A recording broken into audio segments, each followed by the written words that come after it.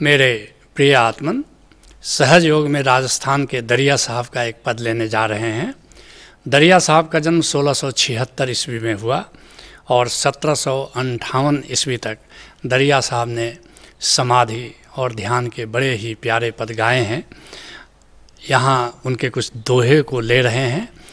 दरिया साहब प्रेम जी के शिष्य हैं और प्रेम जी स्वयं संत दादू के शिष्य हैं और संत दादू कबीर की परंपरा के संत हैं। दरिया साहब के कहने का अंदाज बड़ा ही प्यारा है, सूत्रवत है। कहते हैं दरिया साहब, दरिया लक्षण साध का।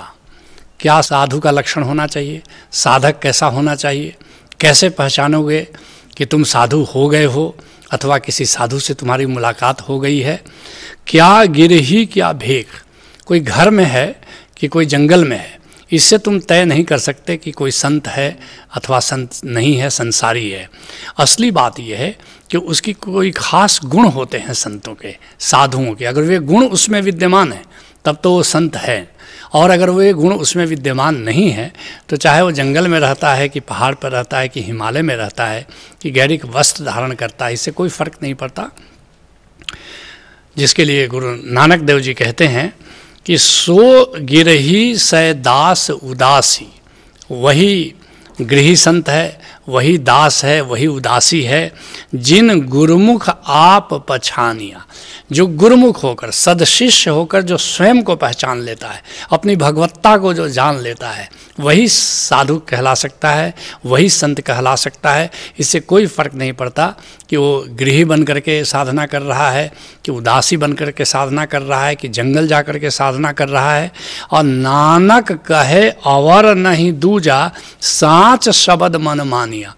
कहते और किसी भी चीज़ से मन राजी नहीं होता। मंदिर जाओ, मन सवाल खड़ा कर देगा। मस्जिद जाओ, मन सवाल खड़ा कर देगा कि तुम यहाँ परमात्मा को खोजते रहे हो, लेकिन क्या तुम्हें परमात्मा मिला अब तक। लेकिन साच शब्द मन मानिया, वो जो सार शब्द है, वो जो सत्य नाम है, जो ओंकार है, एक बार ओंकार का अनुभव होना शुरू हो जाए तो फिर मन राजी हो जाता है कि बिल्कुल सही जगह पर हम परमात्मा को तलाश रहे हैं, सही जगह पर हम परमात्मा को खोज रहे हैं। कहते हैं दरिया साहब, दरिया लक्षण साध का, क्या गिरही क्या भेख। वो भेख धारण किए हुए है कि बिल्कुल गृहस्थ होकर के साधना कर रहा है, इससे फर्क नहीं पड़ता। क्या गुण होने चाहिए उसमें? निष्कपटी, पहला गुण निष्कपट होना चाहिए, प्रामाणिक होना चाहिए, ऑथेंटिक होना चाहिए। कोई पाखंड नहीं होना चाहिए कि भीतर कुछ और बाहर कुछ और। कथनी और करनी में जिसके भेद नहीं है, ये साधु का पहला गुण होना चाहिए। जिसके लिए महर्षि पतंजलि कहते हैं कि 5 यम होना चाहिए, और उसमें कहते हैं जैसे अहिंसा एक यम है, सत्य है, अचौर्य है, अपरिग्रह है, ब्रह्मचर्य है। तो जो दूसरा यम बताते हैं वो सत्य। सत्य का अर्थ है ऑथेंटिसिटी, प्रामाणिकता, भीतर और बाहर अभेद हो गया हो। तो पहला गुण है निष्कपटी और निरसक रहे, और बिल्कुल निशंक होकर, निर्भय होकर के जीता है। लेकिन प्रथम गुण साधु का है निष्कपट हो जाना। जिसके लिए कबीर साहब कहते हैं, काशी गया और द्वारिका, तीर्थ सकल भर मत फिरे।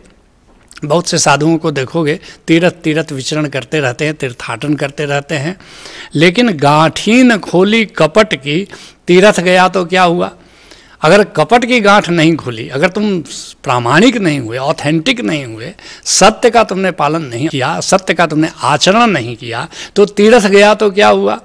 ऐसे तीर्थ व्रत करने से तो कुछ फायदा होने वाला नहीं। इससे तुम साधु नहीं हो सकते, इससे तुम साधक नहीं हो सकते। निष्कपट होना है, प्रामाणिक होना है, ऑथेंटिक होना है। निष्कपटी निरसक रहे। दूसरा क्या गुण है? निशंक रहे, निर्भय रहो, निडर रहो। जिसके लिए चरणदास कहते हैं, इन नयनन निराकार लहा। इन आँखों के पीछे निराकार का दर्शन हुआ, और इशारा कर रहे हैं इन नयनन निराकार रहा। लेकिन इन नयनन, ये जो भीतर की आँख है, वही निराकार को देख सकती है। और जीवन मुक्त भया मन मेरा, कहते हैं जीते जी मैं मुक्त हो गया। निर्भय निर्गुण ज्ञान महा। मुक्त की क्या परिभाषा है?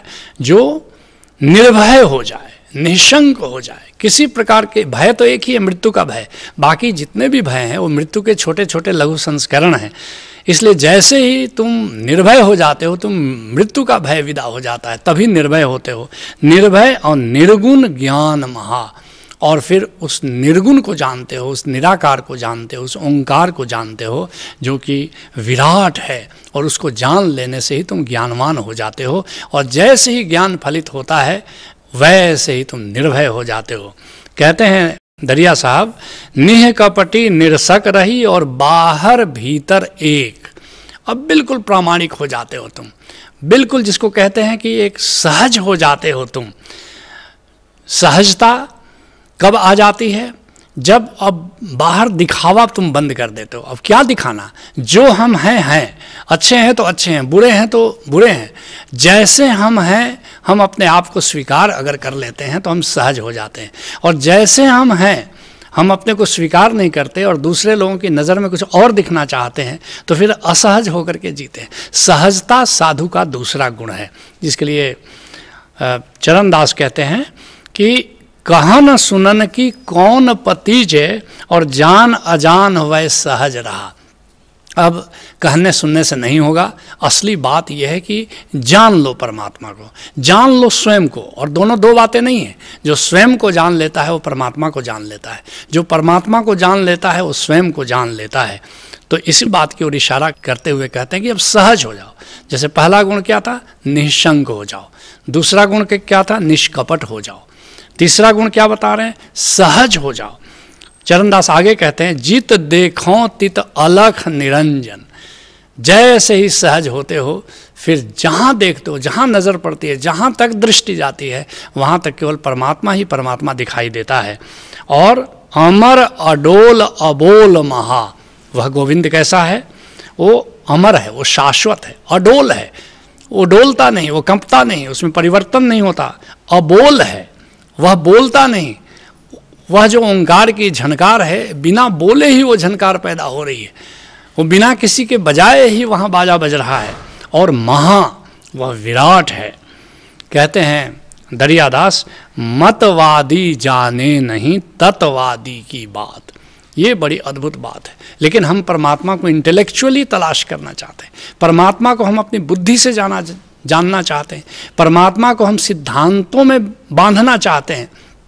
परमात्मा किसी मत में नहीं बनता, परमात्मा किसी सिद्धांत में नहीं बनता, परमात्मा को तुम शास्त्रों में नहीं खोज सकते, परमात्मा को तुम दर्शन शास्त्र के द्वारा नहीं ढूंढ सकते।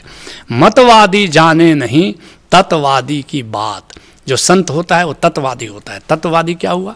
जो अनुभव से जानता है। और मतवादी क्या हुआ? जो जानकारी के आधार पर, सिद्धांत के आधार पर, बुद्धि के आधार पर परमात्मा को जानना चाहता है, इंटेलेक्चुअली परमात्मा को समझना चाहता है। और दुर्भाग्य की बात है कि अधिकतर लोग इंटेलेक्चुअली परमात्मा को समझना चाहते हैं और परमात्मा कभी मुट्ठी में आता नहीं। मतवादी जाने नहीं, शास्त्र व सिद्धांत की बात करने से कोई परमात्मा को नहीं जान सकता। जिसके लिए चरणदास कहते हैं, बैर प्रीत उनके नहीं, नहीं बाद विवादा। ये साधुओं का इससे कोई लेना देना नहीं है। ना काहू से दोस्ती, ना काहू से बैर, ऐसा साधु का लक्षण होता है। किसी से वो बैर नहीं करता और किसी से प्रीत भी नहीं करता, किसी से राग नहीं करता, किसी से द्वेष नहीं करता, कोई विवाद नहीं करता। बैर प्रीत उनके नहीं, नहीं बाद विवादा। कोई संत किसी से वाद विवाद नहीं करता। तुम कुछ भी कह लो वो हंसता रहेगा, वो मुस्कुराता रहेगा, तुम्हें सुनता रहेगा। तुम्हें ये भ्रम हो सकता है कि तुम्हारी बात से शायद वो कन्विंस हो रहा है, लेकिन वो तुम्हारी मूर्खता पर मुस्कुरा रहा है कि वो तो जानता है कि कैसा है गोविंद। और तुम गोविंद के बारे में अद्वैतवाद, द्वैतवाद, विशिष्टाद्वैतवाद और पता नहीं कौन कौन सा वाद उससे तुम चर्चा करने जाते हो, वो भी हंसता रहता है। बैर प्रीत उनके नहीं, नहीं बाद विवादा। और रूठे से जग में रहे सुने अनहद नादा। ये संत की बात है, ये संत का गुण है। ऐसे जगत में रहेगा जैसे जगत से कुछ लेना देना नहीं। जैसे कमल का पत्ता जल में रहता है, सरोवर में रहता है, और सरोवर में रह करके भी उसे कोई लेना देना नहीं। सुने अनहद नादा, और इस तरह वो ओंकार की झनकार सुनते हुए जीता है। इसलिए दरिया साहब कहते हैं, मतवादी जाने नहीं तत्वादी की बात।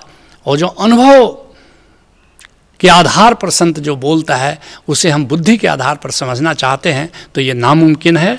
कबीर साहब इसी बात को कहते हैं, आत्म अनुभव जब भयो तब नहीं हर्ष विषाद, और चित्त दीप सम भय रहो तजिकर वाद विवाद।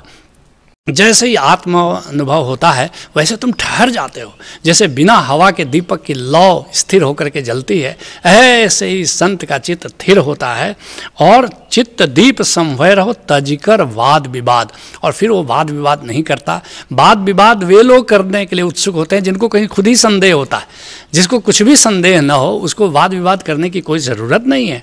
कहते हैं दरिया साहब, सूरज उगा उल्लुआ गिने अंधेरी रात। अब जैसे सूरज उगा है, अब उल्लू कहेगा मुझे तो सूरज दिखता नहीं है, मुझे सिद्ध करो कि सूरज उगा हुआ है, तो एक उल्लू को कैसे समझाओगे। ऐसा ही संत किसी को वाद विवाद के द्वारा समझाने की कोशिश नहीं करता। जिसके लिए गुलाल साहब कहते हैं, खोली देख नर आँख अंध का सोइया, दिन दिन होत है छीन अंत फिर रोइया। अरे भाई आँख खोलो, अरे अंधो स्वयं अनुभव करो, ऐसी ही आयु घटती चली जा रही है और तुम गफलत में सो रहे हो। कहते हैं दरिया साहब, सीखत ज्ञानी ज्ञान गम।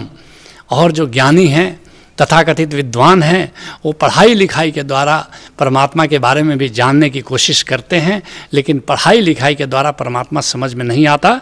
सीखत ज्ञानी ज्ञान गम करे ब्रह्म की बात। और ब्रह्म की बातें ही बातें हैं, ब्रह्म की चर्चा ही चर्चा है। ब्रह्म चर्चा से नहीं होगा, ब्रह्मचर्या से होगा।